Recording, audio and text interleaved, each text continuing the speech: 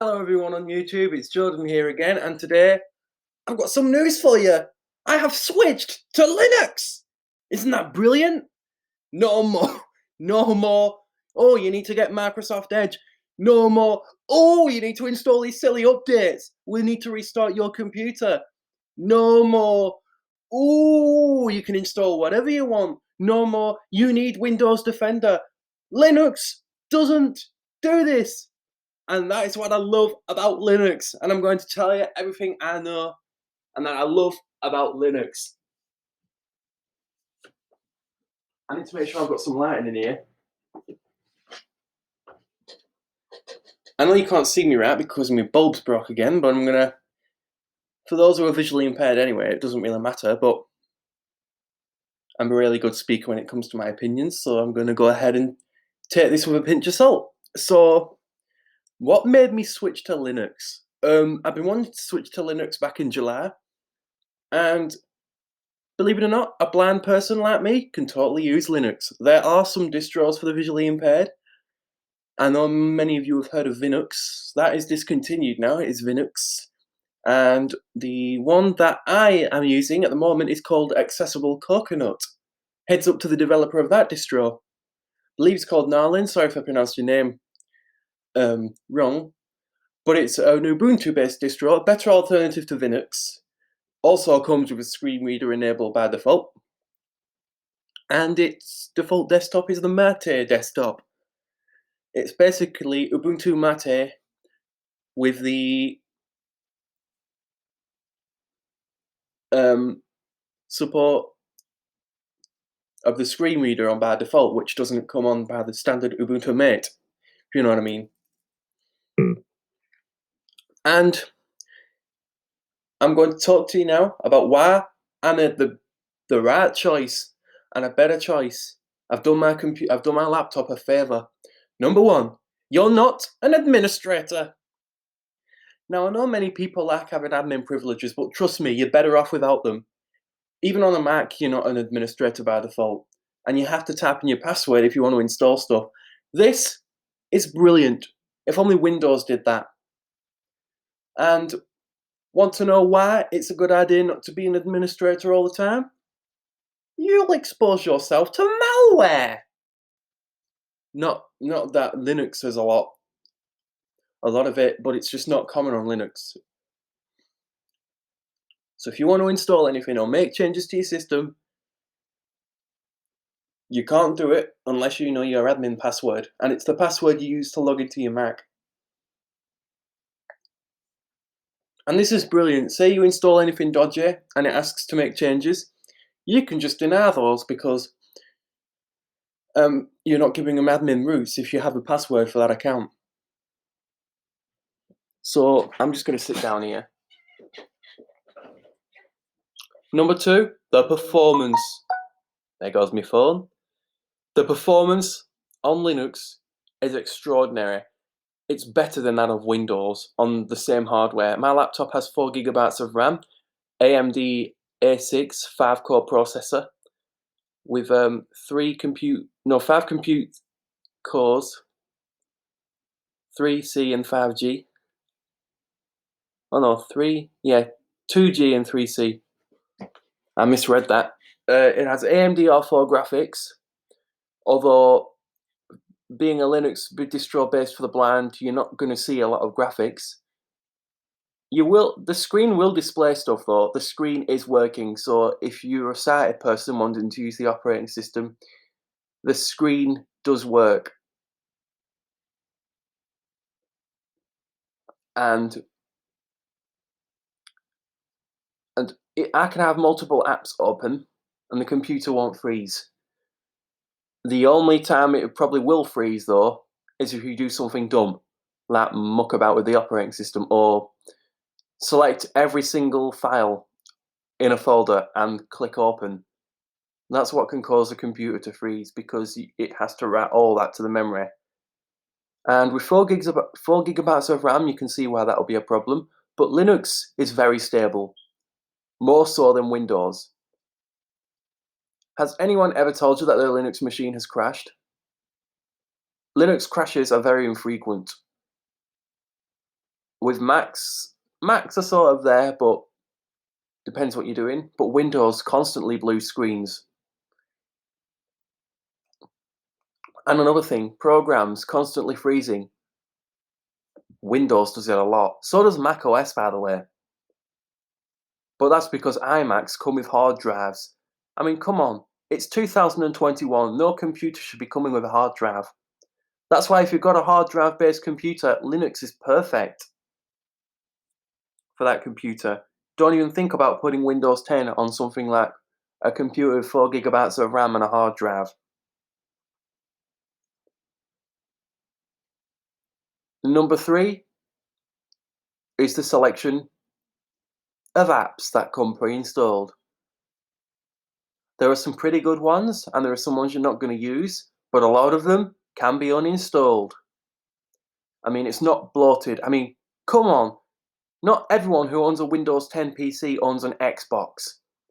Windows is primarily for gamers anyway, so I mean, you can tell by the amount of times that Windows slows down on low-powered hardware like that on my Lenovo.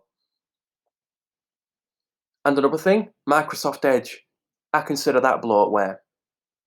I mean, come on, there are more people on Linux use Firefox, which is the first popular browser on Linux, especially when it comes to privacy, and Chromium being the second. Firefox and Chromium is what most Linux users use, although you can get Google Chrome, proprietary software, but still, Chrome is the best thing ever. I love Chrome, and I'm never leaving Chrome. Uh, that's all I know about that. And what if you want to get apps? There's multiple ways. You don't have to go on the internet and look for an executable file to download. You can just get it from your software repository or the terminal, which is how the majority of Linux users get their apps. So I'm not going to go into too much detail because believe me, you don't want to hear any Linux jargon. I am still new to Linux. Uh,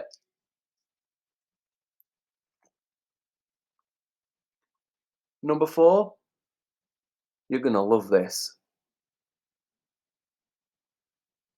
It just works. Want to install updates? You can go ahead and do that, and you don't have to restart your computer. Of course, there are some updates that require a restart of a computer, but once you do restart the machine, I mean, it doesn't waste any time. I mean, you can restart whenever, especially if you've installed updates. You don't have to, it's not forcing you to do anything. I mean, it just knows it's an operating system. I love the fact that Linux just knows it's an operating system. I still use my Mac as my main machine, mainly because it's faster, but I've been spending a lot of time messing with Linux, and the thing about Linux is while it is free and open source in terms of the entire software and stuff, there are some proprietary software you can get, such as your drivers, of course. I mean, your AMD graphics drivers and all that. The community as well is just brilliant. And finally, I want to talk about privacy and specifically Ubuntu. You can opt out of all this. If you want the data collection side of Ubuntu, when it asks, you can opt out of it and you can be done with it. It's all yours. I mean, Canonical's not a data mining company like, say, Microsoft, like they are in Windows 10. Canonical just wants you to enjoy your computer to the fullest with Ubuntu. And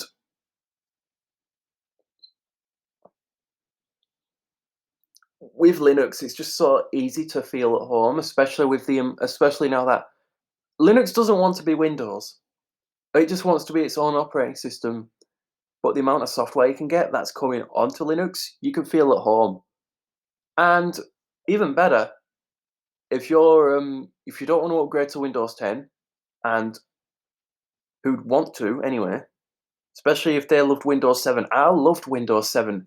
I think Windows 7 was a brilliant operating system, second best after Windows XP, and I loved XP. Event, mile walk, 9:45, controls, default. Sorry, I had to shut my phone up. At least it's not like my iPhone. Stays quiet Screen when off. it needs to. Yeah. And what about personalization? You can make Linux your own.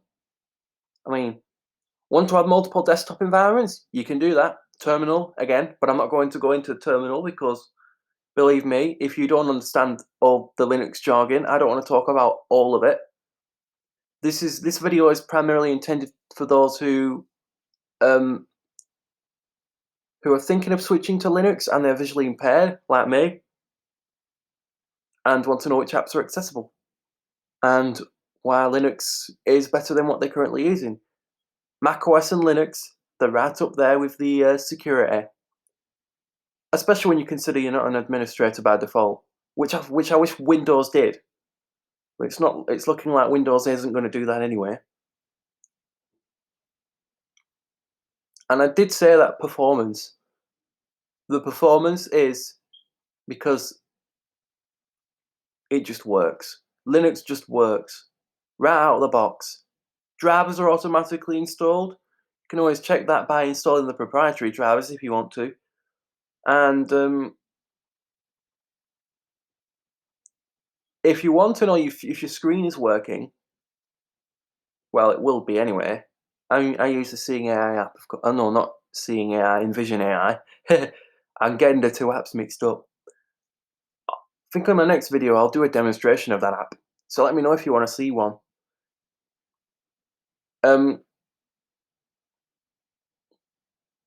So about your apps, not bad.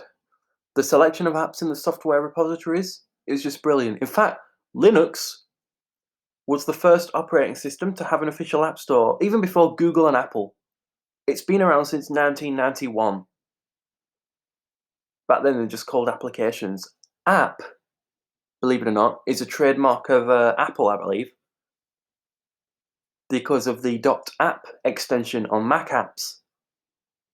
So really, other companies like Microsoft shouldn't be calling them apps and instead should be calling them applications. But that's just my opinion, and I'm not going to take it with a pinch of salt. So now I'm going to talk about my overall experiences with Linux. Using Google Chrome, again, brilliant browser. When I was using Chrome on Windows on the same computer, it would constantly freeze because I didn't have enough RAM. And Windows 10 uses at least 1 gigabyte of RAM by default. But Linux, it's not been needing to swap.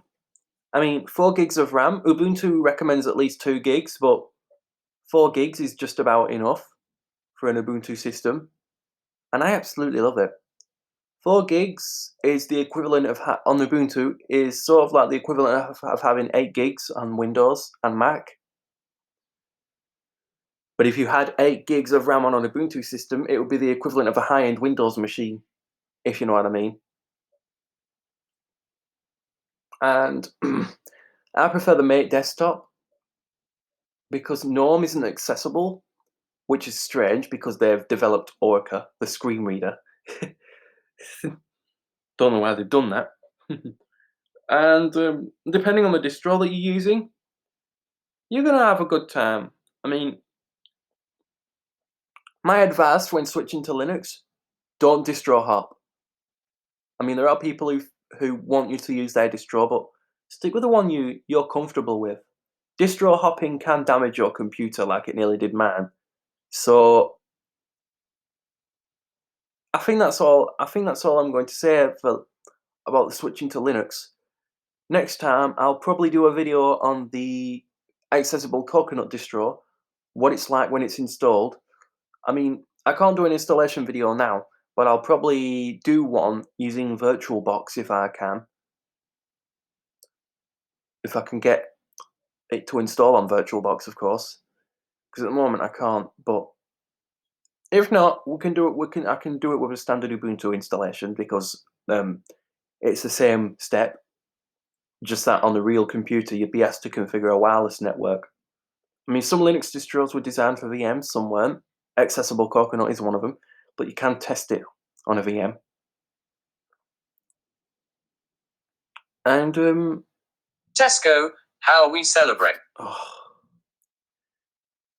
This is why I'm so glad I don't shop at Tesco anymore.